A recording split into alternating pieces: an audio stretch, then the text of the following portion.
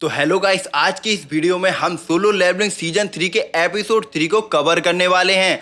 अगर आपने सीजन 3 का सेकंड एपिसोड अभी तक नहीं देखा है तो मैंने डिस्क्रिप्शन में लिंक दे दिया है, तो जल्दी से जाइए और देखिए एपिसोड को।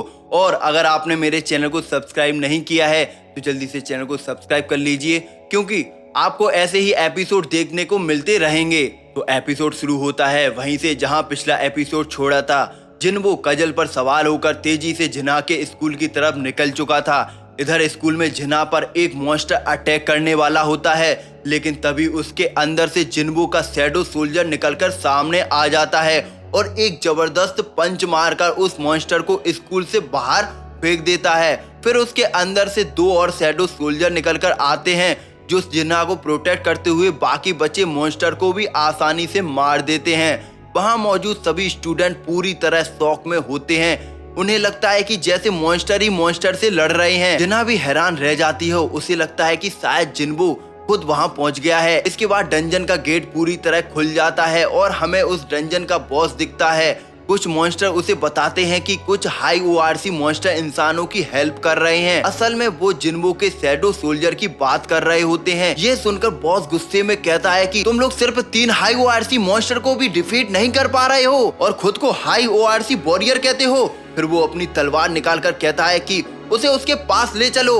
अब ए रैंक डंजन की तरफ सीन शिफ्ट होता है। उस ए रैंक डंजन पर जहाँ जिन्वो बेरू को छोड़कर गया था पार्क की टीम की मदद के लिए, वहाँ बेरू और आंट सोल्जर मिलकर बहुत बुरी तरह से सारे मॉन्स्टर को मार रहे होते हैं। ये देखकर पार्क की टीम डर जाती है। उन्हें डर है कि कहीं शैडो सोल्जर का दिमाग खिसक ना जाए और वो उन्हें ही एनिमी समझकर अटैक ना कर दे। टीम सोच में पड़ जाती है कि रेड कंटिन्यू करनी चाहिए या भागना चाहिए, लेकिन बाहर मीडिया और रिपोर्टर खड़े होते हैं, इसलिए बीच में रेड छोड़ने से गिल्ड की रेपुटेशन पर असर पड़ेगा। आखिर में वो डिसाइड करते हैं कि कंटिन्यू करते हैं। सोचते हैं कि ये तो बस कुछ समन्स हैं, इनसे डरने की जरूरत नहीं।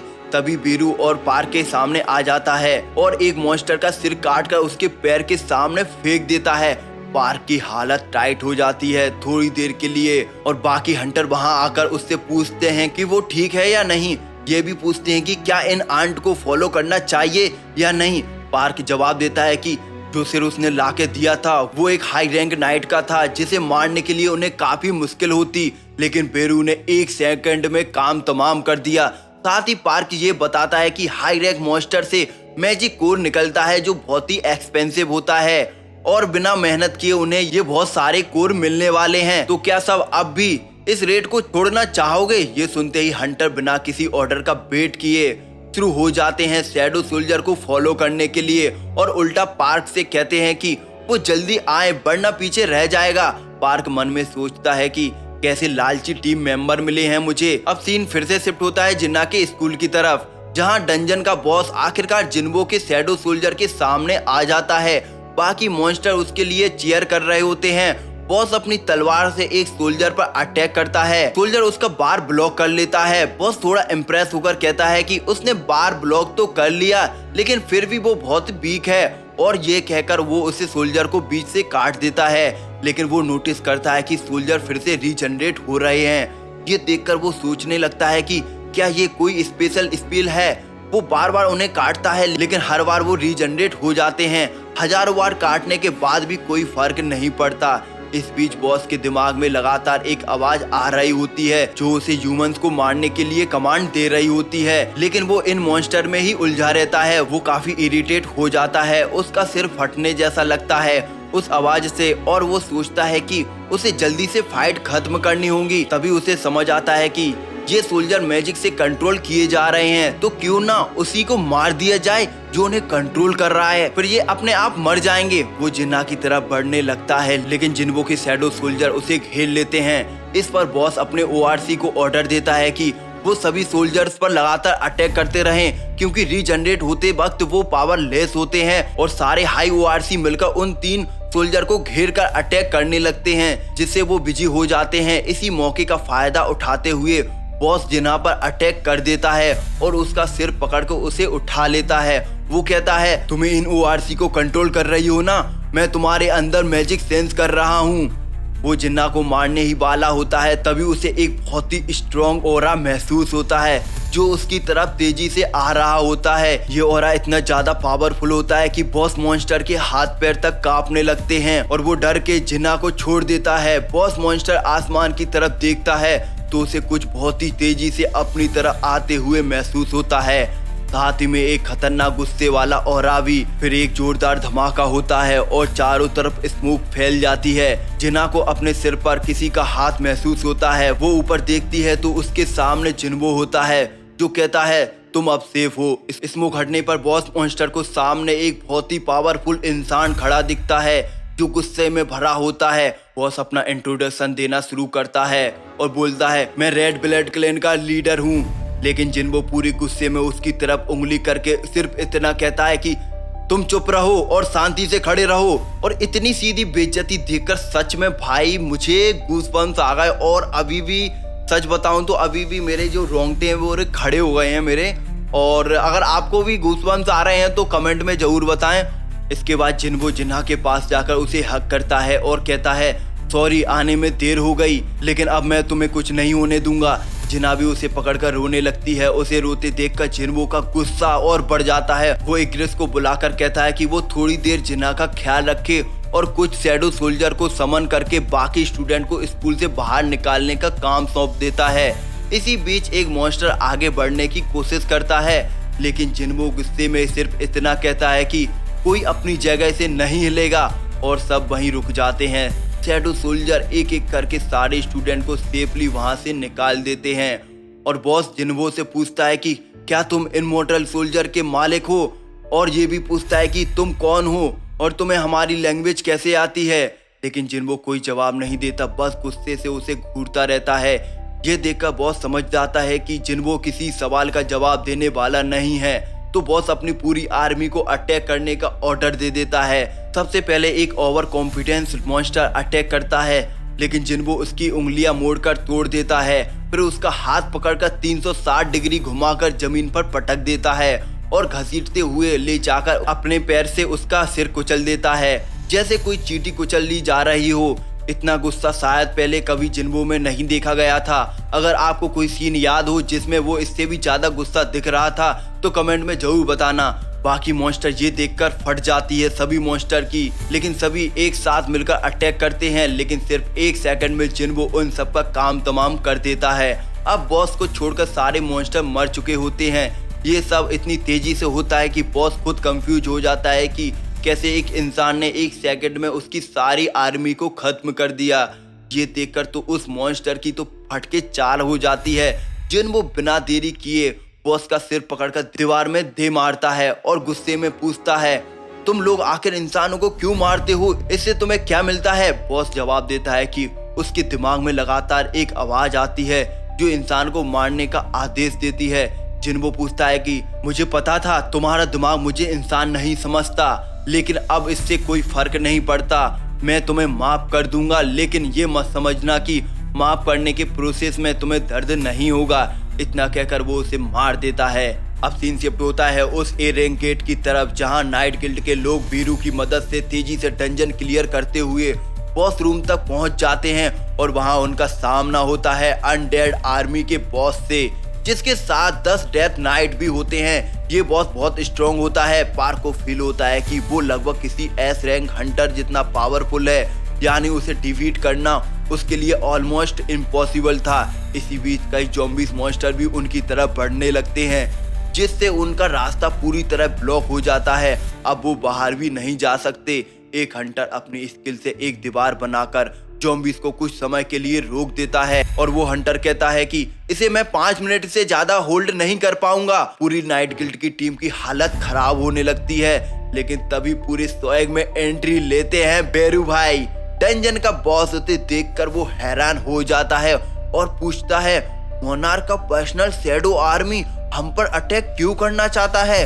बेरू जवाब देता है हमारे किंग ने हमें चुना है। डंजन का बॉस यकीन नहीं कर पाता और वो कहता है मैं खुद जाकर शैडो मोनार्क से बात करूंगा।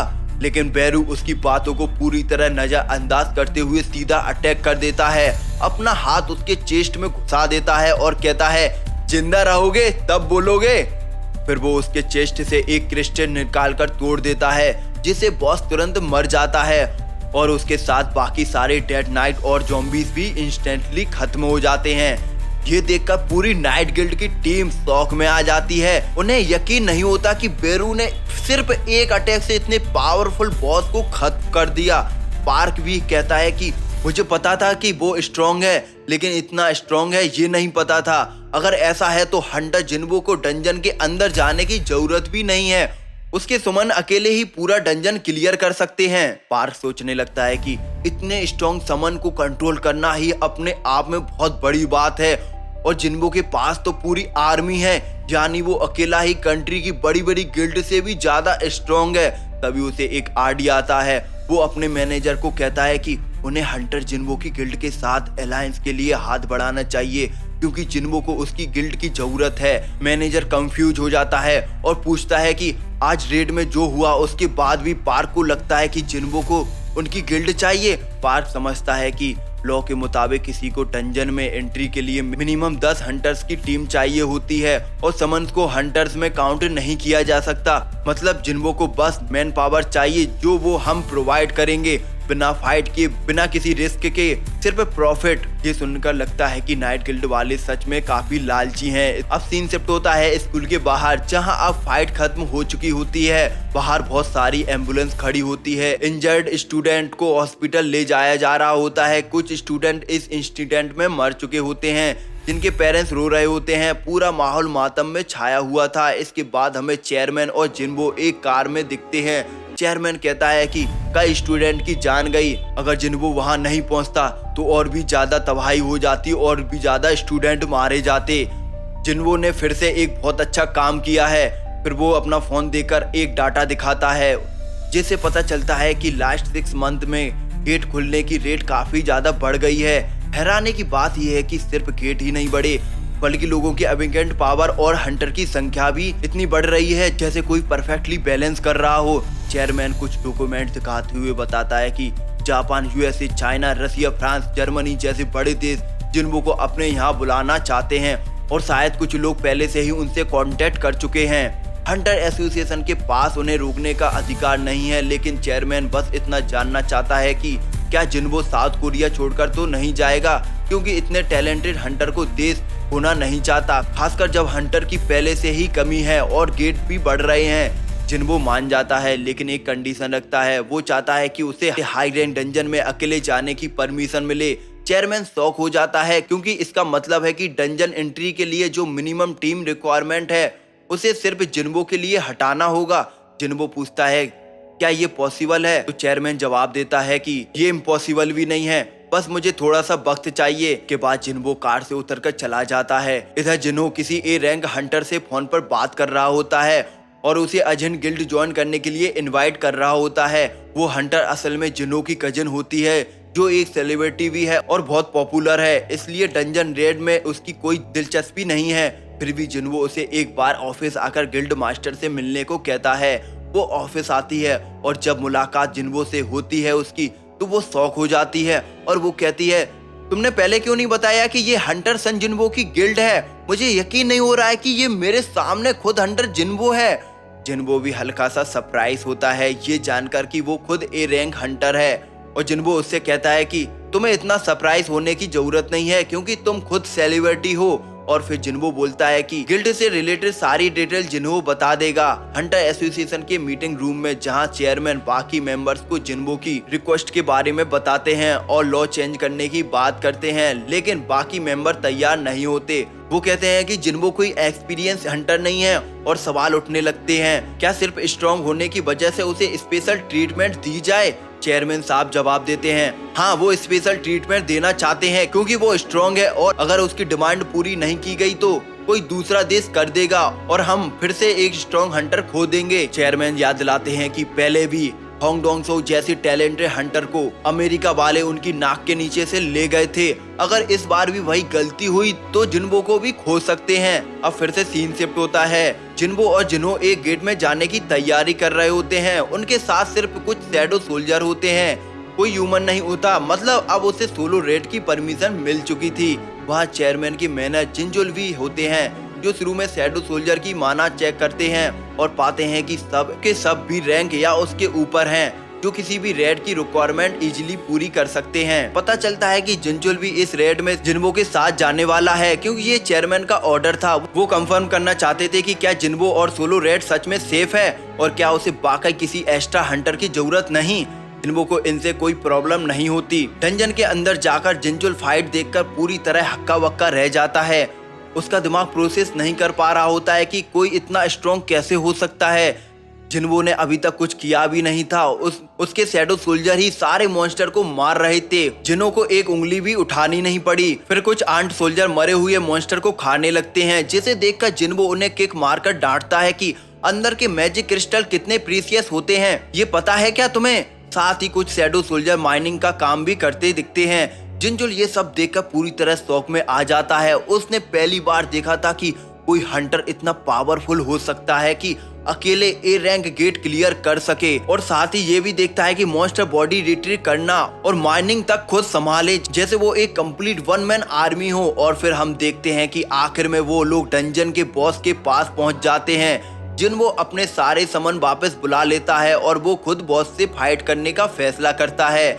जिनचुल हैरानी से पूछता है कि जब शैडो सोल्जर खुद इतने स्ट्रॉन्ग है कि बॉस को हरा सके, तो तुम खुद क्यों लड़ने जा रहे हो। जिन्वो अपना खंजर निकालकर जवाब देता है कि अगर सब कुछ उन पर ही छोड़ दूं तो मेरी अपनी स्किल कैसे इम्प्रूव होगी। फिर वो आगे बढ़ता है और सिर्फ एक अटैक में बॉस को हरा देता है। इस फाइट के बाद जिन्वो का लेवल बढ़ता है और कुछ स्किल अपग्रेड हो जाती हैं, जैसे शैडो एक्सचेंज का काउंटडाउन 3 घंटे से घटाकर 2 घंटे का हो जाता है। फिर वो बॉस को एराइज करता है और उसका शैडो एक्सट्रैक्ट कर लेता है। उसे पता चलता है कि उसका रैंक इलाइट नाइट है, यानी टस्क जैसा ही रैंक, लेकिन उसका लेवल 13 होता है, मतलब वो टस्क से भी थोड़ा स्ट्रॉन्ग। जिन्वो ये भी नोटिस करता है कि शैडो बनने के बाद उसका साइज छोटा हो गया है, जो पहले कभी नहीं हुआ था। जिन्वो उसका नाम रखता है जिमा और फिर डंजन के बाहर निकलने की तैयारी करता है। गेट के बाहर मीडिया वालों की भीड़ लगी होती है। जैसे ही गेट से बाहर मॉन्स्टर बाहर आता दिखता है, वो असल में टस्क होता है, जो बॉस की डेड बॉडी लेकर आ रहा होता है। बाहर आते ही मीडिया वाले फोटो खींचने लगते हैं और टस्क भी स्माइल करके पोज देने लगता है। इसके बाद जिनचुल चेयरमैन के पास जाकर पूरी रिपोर्ट देता है, लेकिन उसकी हालत पूरी तरह खराब होती है। उसने एक ही दिन में इतना कुछ देख लिया था जो उसने अपनी पूरी जिंदगी में नहीं देखा था। चेयरमैन भी शॉक होते हैं और कहते हैं कि उनके लेवल का कोई हंटर भी ये देखकर सरप्राइज होता। जिनचुल जवाब देता है कि सर, मैंने जो अभी देखा है वो रेड नहीं था, बल्कि एक वन साइडेड स्लॉटर था। किसी मॉन्स्टर को अटैक छोड़ो, एक उंगली उठाने का मौका भी नहीं मिला। जिन्वो और उसकी आर्मी इतनी स्ट्रॉन्ग है। चेयरमैन मुस्कुराते हुए सोचते हैं कि उनका डिसीजन गलत नहीं था। जिन्हों खुद में ही एक पूरी गिल्ड है। वो सोच रहे होते हैं कि वो बहुत ही जल्द वो सिर्फ वो कोरिया का नहीं बल्कि वर्ल्ड का नंबर 1 हंटर बन सकता है। तभी सीन शिफ्ट होता है जापान के टोक्यो में, जहां सब लोग आसमान की तरफ देख रहे होते हैं। आसमान में एक बहुत बड़ा गेट खुल चुका होता है, जो पूरे टोक्यो को घेरे हुए होता है। आज तक इतना बड़ा गेट किसी ने नहीं देखा था। लोग चर्चा कर रहे होते हैं कि क्या ये सच में कोई गेट है या दुनिया का अंत होने वाला है, और यही एपिसोड खत्म हो जाता है। तो दोस्तों, अब हम देखेंगे अगले एपिसोड में क्या होने वाला है। अगर आपने मेरे चैनल को सब्सक्राइब नहीं किया है तो जल्दी से चैनल को सब्सक्राइब कर लीजिए, क्योंकि हम आपके लिए ऐसे ही एपिसोड कंटिन्यू लाते रहेंगे। खत्म।